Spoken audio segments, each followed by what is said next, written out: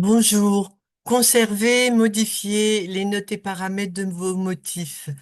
Je vais vous montrer quelque chose que vous n'utiliserez pas forcément, que je n'utilisais pas au début, mais qui finalement s'avère bien pratique, enfin en ce qui me concerne.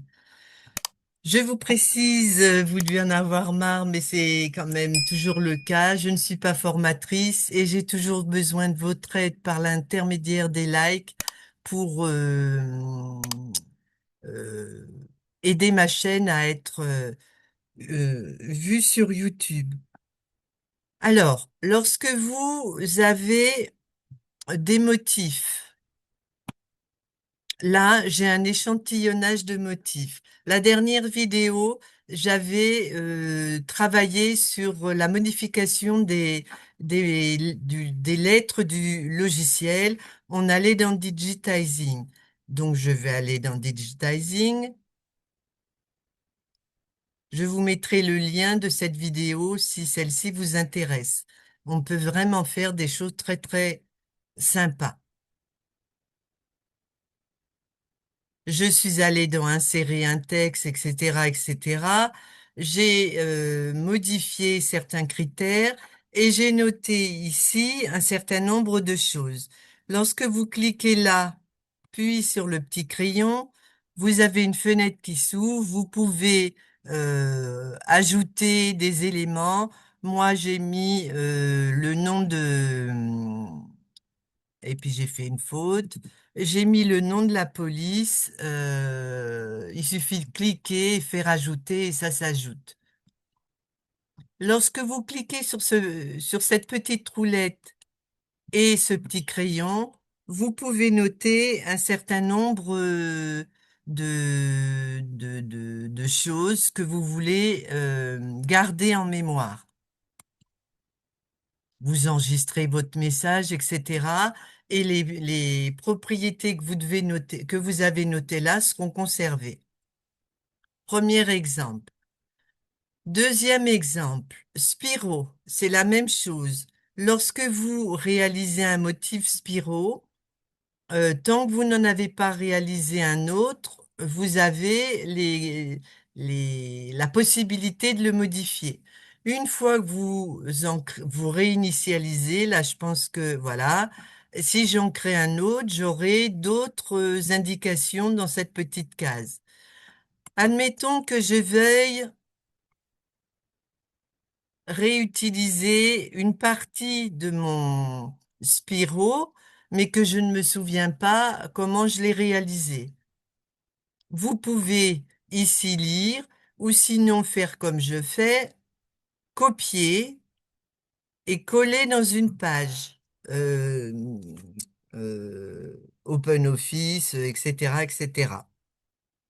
Et puis, en lisant le descriptif, vous allez dans Spiro et vous réalisez le suivant.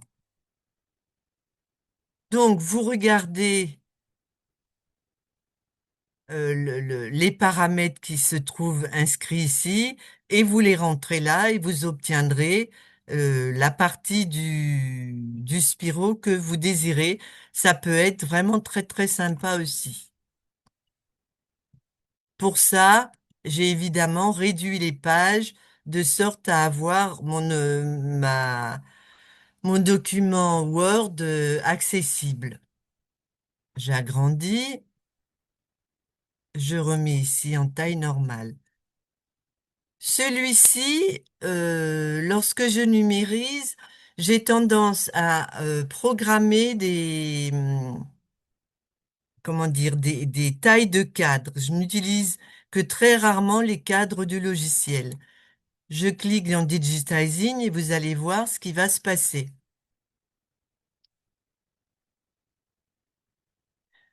Le motif va être avec le cadre de la première page. Et mon petit dessin ne correspond plus. Je clique donc, pardon, sur la roulette. Je clique là et je vois que mon cadre, c'est un 150 par 150 quand j'ai numérisé. Donc, 150 par 150. OK. Et là, je retrouve mon motif parfaitement cadré. Ça, c'est vraiment peut-être un des paramètres que je préfère. Parce que je galère après quand je rouvre les dessins et tout. Souvent, je sais plus les dimensions du cadre. Alors, je l'ai noté la plupart du temps dans le nom du motif que j'enregistrais. Mais du coup, là, je trouve ça vraiment très pratique. Ici, autre exemple. Alors, terminé. C'est un motif qui fait partie d'une des vidéos que j'ai faites aussi. J'avais modifié un certain nombre de critères. Je veux me souvenir desquels. J'étais allée dans Stitch Editor et je vois que j'avais modifié la densité, le point fantaisie de la ceinture, etc., etc. Ici, j'ai noté qu'il y avait une insertion de millard. Ici, ça peut être très très important. Si je veux refaire cette broderie et que je ne me souviens pas que je l'ai déjà modifiée, j'ai marqué que j'ai rajouté 10%. Là, c'est pareil. Les monogrammes, si vous voulez reproduire le même, parfois on ne se souvient pas, sauf si on le refait tout de suite, auquel cas les réglages sont restés. Petit bémol, lorsque vous cliquez là, ça ne s'ouvre pas. Mais vous pouvez sélectionner tout, copier, coller dans une page Word. Ça, c'est une broderie pour laquelle je n'ai rien rajouté. Lorsque je clique là et là, il n'y a rien. Et lorsque je clique sur la roulette et le crayon, il n'y a rien non plus. Tout simplement parce que c'est la broderie d'origine. Dernier exemple, ma lettre que j'avais utilisée pour cette vidéo, là sur les lettres du logiciel, c'est pareil. J'avais noté que c'est un alphabet, je n'étais pas allé chercher le nom. Et par contre, dans la roulette, j'ai le nom, etc., etc. Ça peut être vraiment sympa quand vous ne vous souvenez plus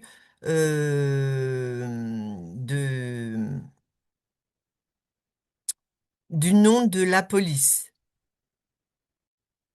Un paramètre qui est sympathique. Là, j'ai copié la police de tout à l'heure. Là, j'ai copié la police après l'avoir exportée et insérée à nouveau. Et vous voyez que je conserve mes informations. Dernier,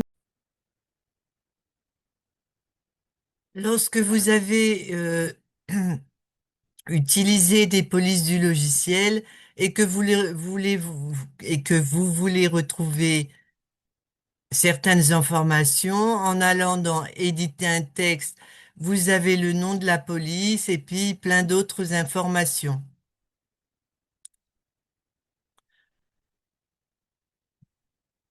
Vous avez là encore le descriptif de la lettre. Par contre, si je clique sur le crayon, ça ne s'allume pas. Si vous voulez voir le bas, vous cliquez en maintenant clic gauche enfoncé et vous montez ou vous descendez. Pareil sur cette lettre-là. Voilà, là c'est la marron, là c'est la blanche, la rouge. Si je combine les deux lettres, combiner sélection, cette fois-ci, là ça s'ouvre.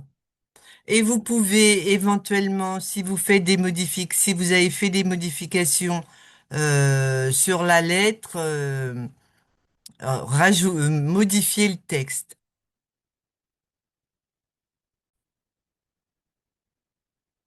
Si vous modifiez des paramètres de la lettre, je vais le faire, je vais dans éditer un texte, je vais demander à ce qu'elle soit un petit peu plus grande, je fais OK. Là, malheureusement, ça ne fonctionne pas, je copie mon texte,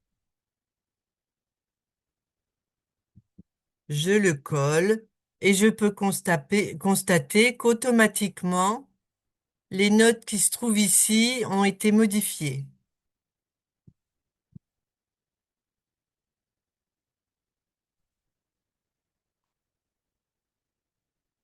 Je retourne en arrière.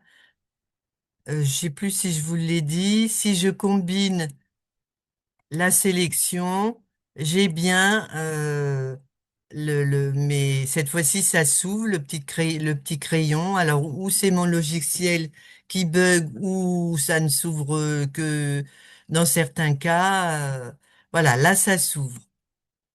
Autre chose, les super design, vous avez là encore la possibilité d'avoir les renseignements. Si vous voulez modifier certains paramètres,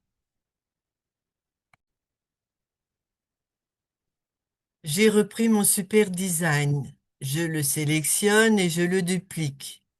Je veux modifier certains éléments. Vous voyez que je clique sur celui de gauche ou celui de droite, j'ai la même chose qui apparaît.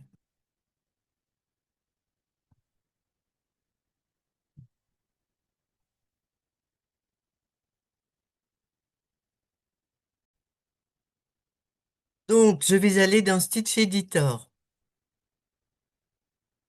Je, pardon, je fais un peu n'importe quoi, c'est pour vous donner des idées d'utilisation. Si je clique là sur ma roulette, j'ai bien les indications qui s'affichent. Là, ça s'ouvre. Je vais aller dans Appliquer, supprimer un morceau d'appliquer, je clique sur mon appliqué et je supprime le morceau. À ce moment-là, j'ouvre mon crayon et je peux rajouter sauf la tête.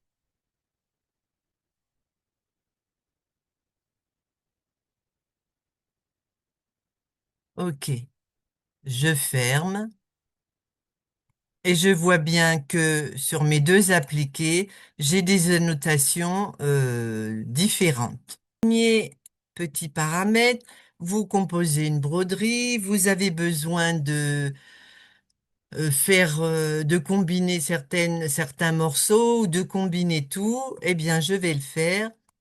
Combiner, combiner tout. Et là, si je vais sur ma roulette qui est donc bien active puisqu'elle est bleue, j'ai toutes les informations que j'avais notées pour chaque motif. Donc, il me suffit de retrouver et de rechercher pour retrouver ce que je cherche.